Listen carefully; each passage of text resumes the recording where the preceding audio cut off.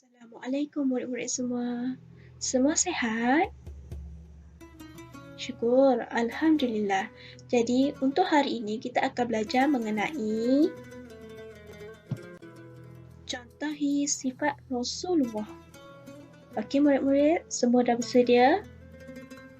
Jom kita mula. Untuk bahagian pertama, kita akan belajar mengenai biodata Rasulullah. Jom kita kenali siapa Rasulullah. Nama sebenar baginda adalah Muhammad bin Abdullah ataupun dikenali sebagai Muhammad atau Nabi Muhammad. Baginda merupakan Nabi dan juga Rasul terakhir bagi umat Islam. Rasulullah dilahirkan pada 12 Rabiul Awal 20 hari bulan 4 tahun 571 Masihi pada hari Isnin. Baginda dilahirkan di Makkah Al-Mukarramah. Nama ibu baginda adalah Aminah binti Wahab dan nama bapa baginda Abdullah bin Abdul Muttalib. Nama isteri baginda adalah Siti Khadijah binti Khuwailid dan melalui hasil perkahwinan baginda dengan Siti Khadijah, mereka dikurniakan 7 orang anak iaitu Qasim, Abdullah, Ibrahim, Fatimah, Zainab, Ruqayyah dan Ummul Kulthum. Riwayat hidup Rasulullah sallallahu alaihi wasallam. Pertama, Nabi Muhammad sallallahu alaihi wasallam dilahirkan di Makkah pada pagi Isnin 12 Rabiul Awal tahun Gajah bersamaan dengan 20 April tahun 571 Masehi. Kedua, Nabi Muhammad berasal dari keturunan bangsawan Quraisy, iaitu golongan yang terkenal dan berpengaruh di kalangan masyarakat Arab. Ketiga, bapanya bernama Abdullah bin Abdul Muttalib. Ibunya bernama Aminah binti Wahab. Keempat, baginda dilahirkan dalam keadaan yatim kerana kematian ayah di masa dalam kandungan ibunya. Kelima, beberapa hari setelah dilahirkan, baginda disusui oleh Suwaibah Al-Aslamiyah sebelum diserahkan kepada Halimatul Sa'adiyah daripada kabilah Bani Sa'ad. Keenam, ketika berusia 4 tahun, Nabi membantu keluarga angkatnya mengembala kambing. Pekerjaan itu telah melatih Nabi bersabar dan sabar menghadapi ujian hidup. Ketujuh, ketika berusia 6 tahun, baginda bersama ibunya pergi menziarahi kubur ayahnya di kota Madinah. Ke-8, dalam perjalanan, ibu baginda telah jatuh sakit lalu meninggal. Jenazah ibunya dimakamkan di Abwa. Ke-9, baginda dibawa pulang ke Mekah oleh hambanya Ummu Aiman dan telah dipelihara oleh datuknya Abdul Muttalib.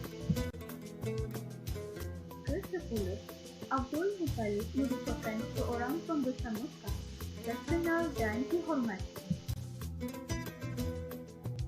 Ke-11, baginda hanya sempat tinggal bersama dengan datuknya selama 2 tahun sebelum datuknya meninggal dunia.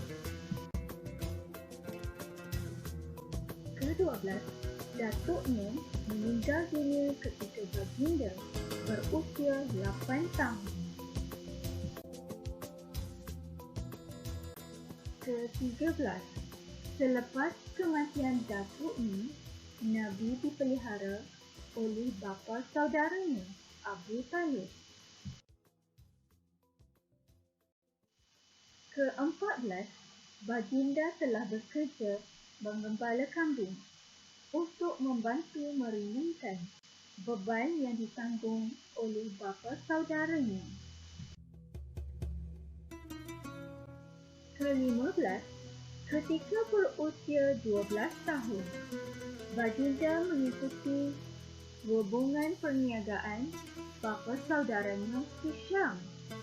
Ketika berada di sana, bapa saudaranya bertemu dengan Nasrani dan beliau menyatakan ada tanda-tanda kerasulan pada baginda. Ke-16, semasa remaja, baginda telah berkongsi berniaga dengan Sa'id bin Abi Sa'id, pemuda Quraisy. Ke-17, ketika berusia 25 tahun, baginda telah menjalankan perniagaan kepunyaan Khadijah binti Khalid ke Syam dengan ditemani oleh seorang pembantu lelaki yang bernama Maisarah. Ke-18, kemuliaan peribadi dan kebijaksanaan baginda telah memaut hati Khadijah. Beliau telah meminta hambanya Maisarah untuk melamar Rasulullah SAW. Ke-19, Rasulullah SAW telah bersetuju untuk berkahwin dengan Khadijah. Baginda ketika itu berusia 25 tahun dan Khadijah berusia 40 tahun. Ke-20, hasil perkahwinan itu, baginda telah dikurniakan 6 orang anak, iaitu 2 lelaki dan 4 perempuan. Ke-21, baginda dilantik menjadi rasul ketika berusia 40 tahun yang menjadi penyelamat dan rahmat ke seluruh alam. Ke-22, wahyu pertama diterima ketika baginda sedang bersendirian di Gua Hira. Ke-23, selepas peristiwa itu, baginda terus pulang menemui Khadijah dalam keadaan ketakutan dan menceritakan peristiwa yang telah dialaminya. Ke-24, Khadijah membawa baginda menemui sepupunya, iaitu Waraqah bin Nawfal, seorang pendeta yang mengetahui tentang Taurat dan Injil. Yang terakhir, 25, Waraqah memberitahu tentang kerasulan Nabi Muhammad SAW dan berjanji akan membantunya jika umurnya panjang. Tidak lama selepas itu, Waraqah pun meninggal dunia.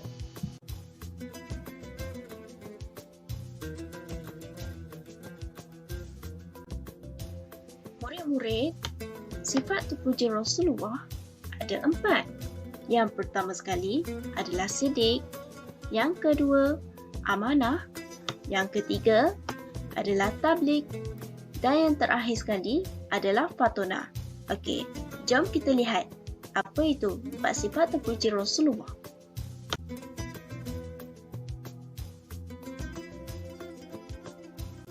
Assalamualaikum murid-murid. Jadi untuk sifat pertama sekali adalah sidik. Jadi apa itu sidik? Sidik bermaksud benar.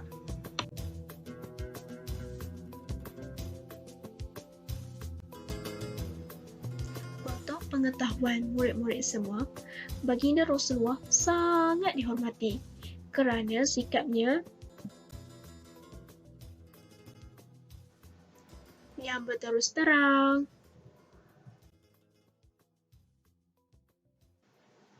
dan bercakap benar.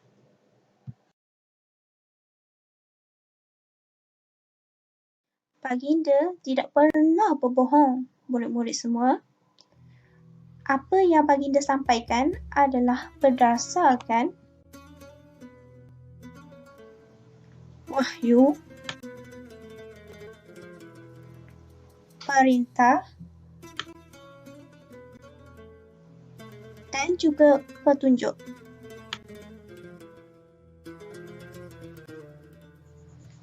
Dalam kehidupan kita, pasti kita pernah bergurau, bukan?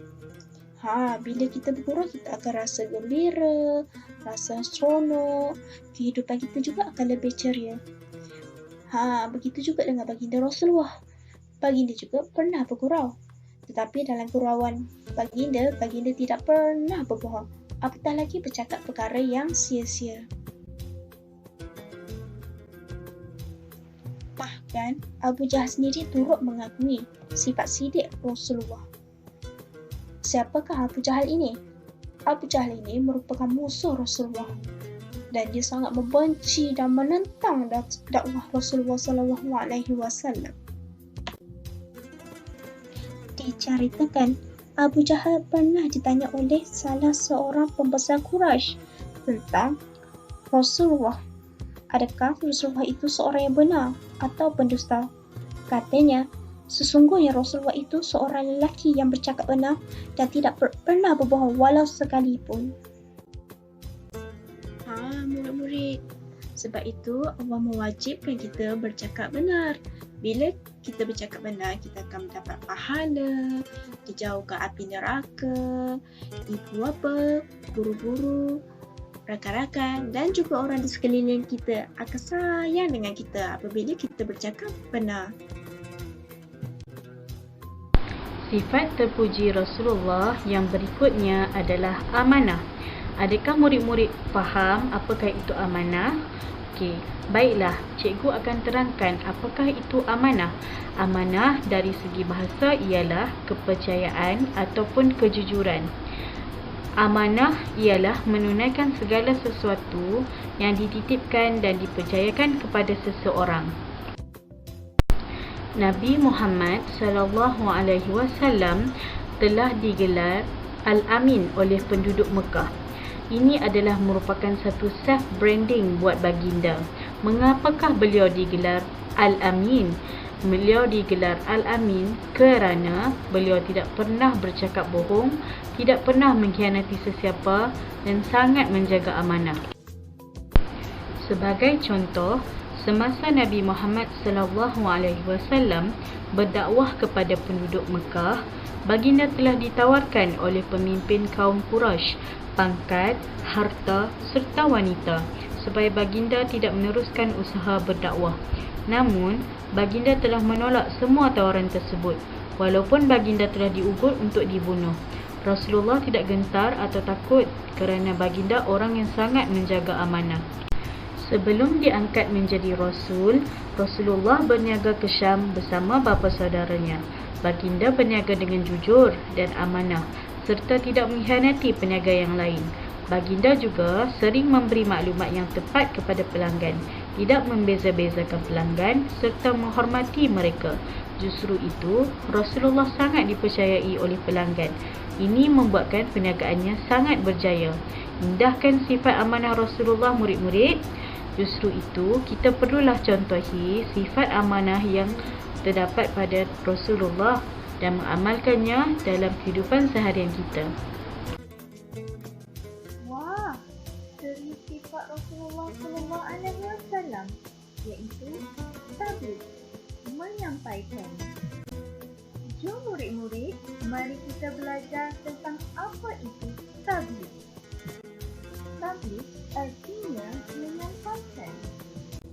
Nabi menyampaikan seluruh ajaran yang diterima dari Allah SWT berbentuk wahyu dan disampaikan kepada umat manusia agar menjadi pedoman hidup.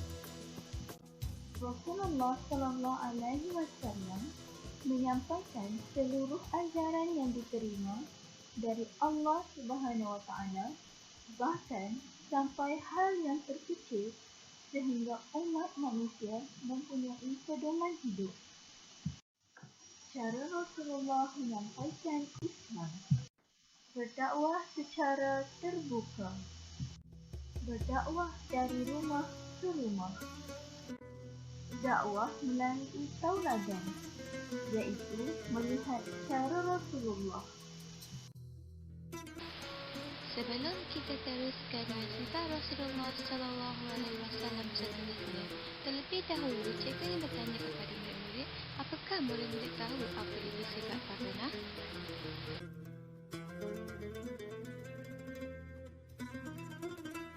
Ya, tepat sekali murid-murid.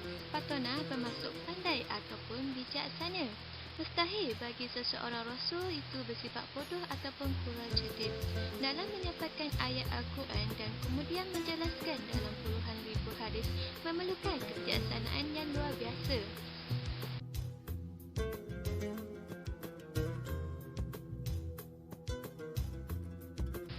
Jom murid-murid kita lihat antara sifat fatonah yang ada dalam diri Rasulullah SAW pada zaman baginda yang perlu kita contohi. Okey murid-murid, di sini cikgu menyatakan dua sifat fatonah Rasulullah SAW. Yang pertama, menyatukan umat. Yang kedua, strategi dalam peperangan. Okey, jom murid-murid kita lihat lebih lanjut. Sifat fatonah Rasulullah SAW yang pertama adalah menyatukan umat. Sebagai Rasul dan Nabi, haruslah mampu menjelaskan firman-firman Allah SWT kepada kaumnya sehingga mereka mahu memeluk Islam. Murid-murid tahu tak apa yang dilakukan oleh Rasulullah SAW kepada kaum Arab Jahiliyah? Nak tahu bagaimana ceritanya? Okey, jom cikgu ceritakan kepada murid-murid. Okey, pada zaman dahulu, bangsa Arab Jahiliyah ini dikenali sebagai bangsa yang suka berpecah belah, sentiasa berperang antara suku dan menjadi bangsa yang suka sangat minum arak. Sehingga kan Nabi Muhammad SAW berjaya memastikan bangsa Arab Jahiliyah ini sebagai bangsa yang berbudaya dan berbangsawan serta lebih mendekatkan diri kepada Allah SWT. Ini memerlukan kebijaksanaan yang luar biasa untuk mengubah sesuatu kaum kepada kaum yang lebih mentaatkan diri kepada Subhanahu Wa Taala. Hebat kan Rasulullah murid-murid?